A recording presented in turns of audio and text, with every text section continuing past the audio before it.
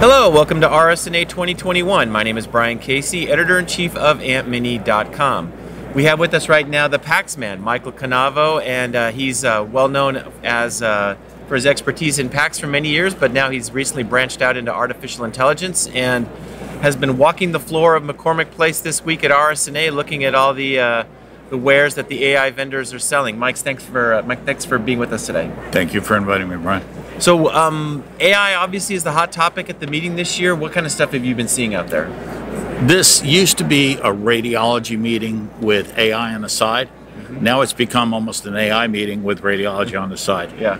There's just over 500 vendors registered, although there were probably 50 no-shows. But of the 450 plus vendors, more than half had AI in their booth.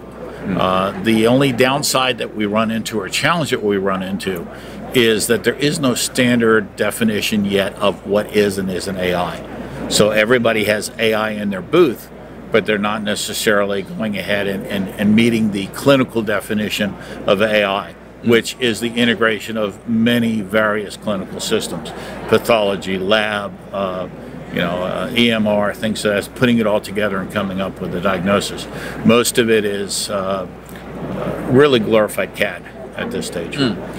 What I've been hearing a lot about is AI for reconstruction, and so I've been going to a lot of vendor booths, and they've been talking about how they're maybe acquiring images at a really low dose, and they're kind of grainy, and they don't look very good, but they apply AI to it, and they look like they're much better. Low field MRI images that they apply AI to looks like a 1.5 or a 3 Tesla scanner. What potential do you see for using AI for reconstruction? The potential there is definitely there. I mean, we're looking, one vendor I looked at in particular is using AI to improve the signal-noise ratio on some of their stuff. AI is unlimited in terms of its potential, including reconstructive surgery and things of that sort. But again, we need to define what is and isn't AI. Mm-hmm. And that's one of the challenges we have. People see AI on a booth, they stop, they look, they get 2 or 3 minutes worth of dog and pony show, and then they say, no, this isn't what we were looking for. Yeah. But it has so many different applications. It's not even funny. Yeah. No. Some of the knocks on AI in the past has been the algorithms weren't cleared. You couldn't get paid for using it. Now there's a lot of algorithms that have been cleared. You can get paid for using AI under certain conditions with the NTAP program. Do you see some of these barriers getting cleared? Many of the barriers have been cleared. I mean, right now there are roughly 110 or so vendors that have the FDA's 510K clearance. Said that fast 3 times. And there's probably another 30 or 40 that have the CE mark as well. Yeah. So can it be used clinically? Absolutely. Yeah. Is it being used clinically? It's just starting to be used. A lot of the vendors have 10, 15, 20 sites installed, but it's not the hundreds or thousands that we would have expected.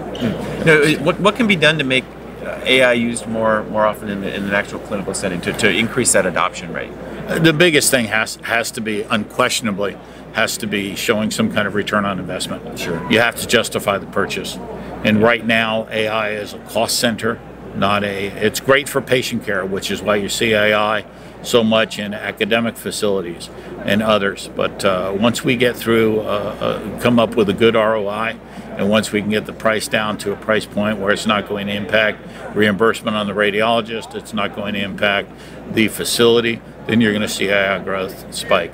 We have had the NTAP program, but NTAP actually ends next year, and there's only been a couple of vendors who have managed to take advantage of that, mostly in the LVO, large vessel area.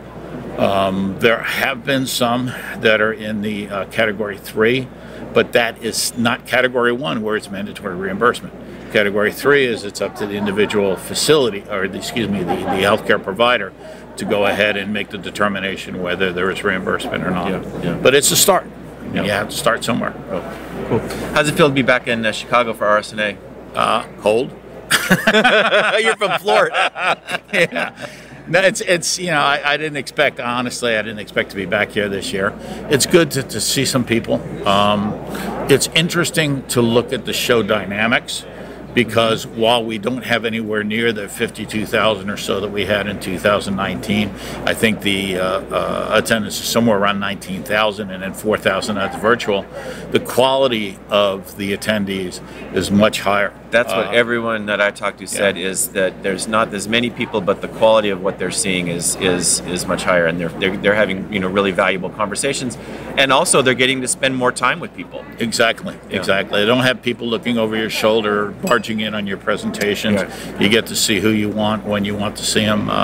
For me, it's been one of the best RSNAs relative to being able to see vendors. Interesting thing though is there's a lot of vendors that you wanted to see that aren't here, and there's 70 plus new first-time vendors, which is surprising. Amazing. At this year. Well, a lot of companies probably just saw this as an opportunity for them to take advantage of.